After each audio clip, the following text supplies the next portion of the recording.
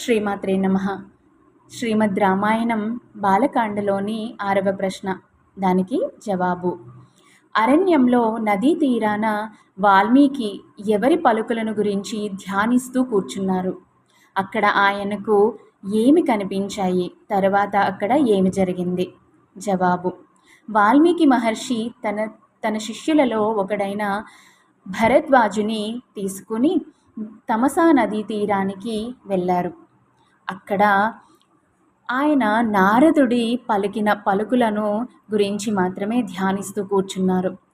అక్కడ కూర్చుని ఉన్న వాల్మీకి ఒక చెట్టు కొమ్మపై క్రౌంచ పక్షుల జంట ఒకటి మిథునంలో ఆనందంగా పాడుకుంటూ కనిపించాయి.